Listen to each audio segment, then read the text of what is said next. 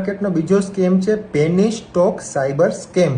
આ પ્રકારના સ્કેમ્સની અંદર સ્કેમર પેની સ્ટોક્સ પ્રમોટર સાથે મળીને એક એવી અફવા ફેલાવે છે કે આ કંપનીનું કોઈ પણ આઉટ ઓફ ઇન્ડિયાની કંપની સાથે ટાઈપ થયેલું છે અથવા તો કોઈ મોટો કોન્ટ્રાક્ટ મળેલો છે. બાદ શેર માર્કેટ પ્રમોટર પોતાના માર્કેટમાંથી 80% શેર્સ પોતે ખુદ જ પરચેસ કરી લેશે. એટલે જે રિટેલ શેર હોલ્ડરો છે એને તો સ્વાભાવિક છે કે એમ જ થવાનું છે કે આ કંપનીને કોઈ પણ સારો કોન્ટ્રાક્ટ મળેલો છે એટલે હવે આના સ્ટોક્સનો ભાવ વધશે.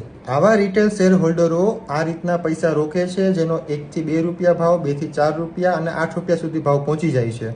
જેના લીધે માર્કેટમાં આ પ્રકારના શેર્સની માંગ વધી જાય છે. જેવી માંગ વધે એટલે કે તરત જ પ્રમોટર પોતાના બધા શેર માર્કેટમાં વેચી નાખે છે ઊંચા ભાવે. રીતે આવા પ્રકારના સ્કેમર તમારી સાથે નાણાકીય છેતરપિંડી આચરે છે. સ્કેમર 80% પોતાના શેર માર્કેટમાં વેચી દે છે.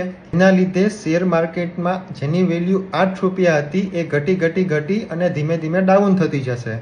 લોકોએ આ શેર ઊંચા ભાવે લીધેલા હશે એ લોકોને ધીમે કરતા લોસ થશે. આ પેની સ્ટોક જ્યાં હતો એટલે કે જ્યાં 1 રૂપિયાનો હતો ત્યાં આવીને જ ઊભો રહી જશે. એટલે આવા સ્કેમથી તમે સાવચેત રહેજો. Stay safe, stay protected. Thank you.